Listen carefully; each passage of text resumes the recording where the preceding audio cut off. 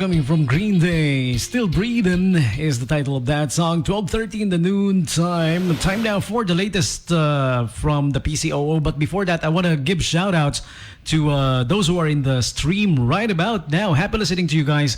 To Ate Ana Luz Cruz, to Tabby Cantala. Happy listening you guys. Kuya Norman Pangilinan as well is also there jamming with me right now. Sabi niya, Prepabate, Pangilinan and Reyes family, Santa Rita, Joshua, Aaron, JC, and Rafaela, and Det. Ayan. Happy listening po sa inyong lahat, ha? Masayang pakikinig. Alright? And also on the other page, yes. Because we have this, 89.5 Facebook page and the Morning Brew official page as well.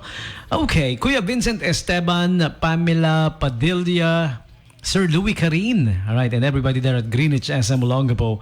Also to Darwin Santos, and the Santos family, pati na rin si Ate Diane Santos, syempre, okay? Of Rizal.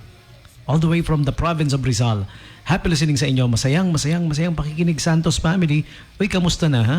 Medyo wala na akong balita lately, ha? Alright. Yung iba sa inyo baka naka ano pa sa video 1. There's video 2 already up. Nakat na ni Facebook kasi. Kinat ni Facebook yung video 1. So, abruptly cut. So, I put up video 2. But anyways, nonetheless, time now for the PCOO's latest piece of news.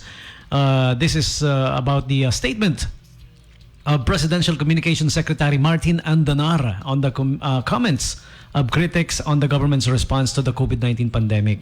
All right, because lately circulating on Facebook and everywhere on social media, in the news, yung mga harsh comments, harsh criticisms na wala daw effective na ginawa ang gobyerno in handling COVID-19. Sabi ng PCOO chief, we are dismayed by the recent comments that describe the government's proactive responses to contain the recent surge of COVID-19 as lacking in leadership.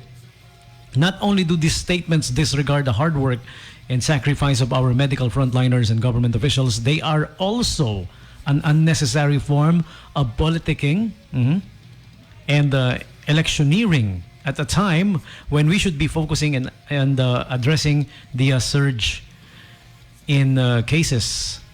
All right? The current surge in COVID-19 cases is an impact of the different variants of the virus, which are more contagious, the effects of which are something currently being experienced not only by the Philippines but also of other countries in different regions. To say that the Duterte administration's response is on autopilot is to belittle the expertise of those in the recommendatory and implementary bodies who have put in hard work and dedication to address the health issue since day one.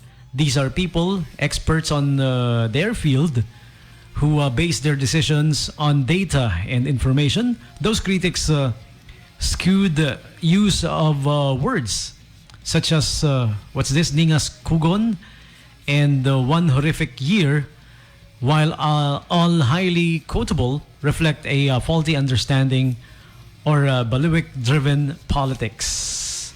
All right? With the continued challenge of the rise in COVID-19 cases, the Duterte administration is ceaseless in intensifying targeted testing and vaccine inoculation, where we are one of the leading countries in the ASEAN region. Okay. Furthermore, it has worked non-stop at increasing our treatment and management facilities, allocating more personal protective equipment for our frontliners, and building and repurposing facilities to accommodate patients, such as the recent opening of the Quezon Institute off-site modular hospital, among others.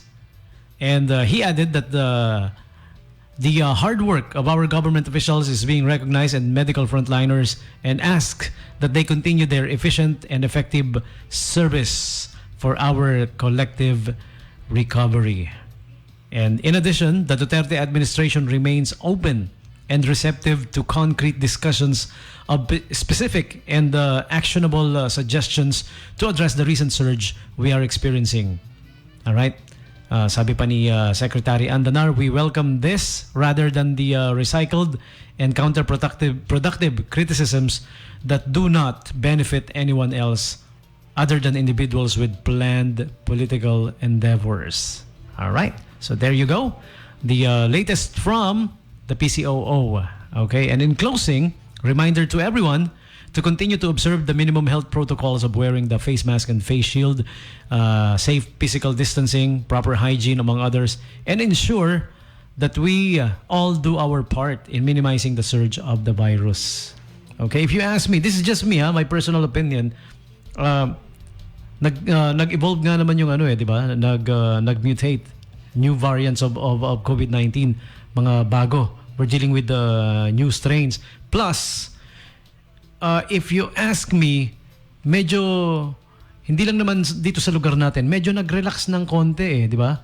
If you notice, dati sa public transportation, talagang hiwa-hiwalay, layo-layo. Sumasakay ako ng jeep, medyo naging, even though may plastic barrier na nakalagay, pero medyo masyado ng dikit Hindi na safe distance if you ask me, Okay? Hindi naman sa pinupulaan ko yung I'm talking about the safety and security of everybody, di ba?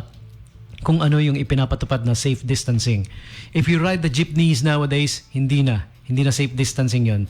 Medyo dinikit ng konti Dati talagang distancing, layo-layo, 1 seats apart. Ngayon, even though may plastic barrier, masyado nang malapit. Subukan niya sumakay. You'll see what I'm talking about. You see what I mean. Di ba? Inside the jeepney. Okay? So dapat ibalik yung dating distancing if you ask me This is just me if you ask me. Yung dating ganung distance na 1 seat apart talaga magkalayo. Okay?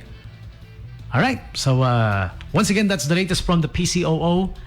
The statement of Secretary Martin Andanar on the harsh comments that is, of critics on the government's response to the COVID-19 pandemic. Okay. And next up, we're going to be having the bottom of the hour break. Please stick around. We will be back with more of your requested songs. This is 895 Subic Bay Radio.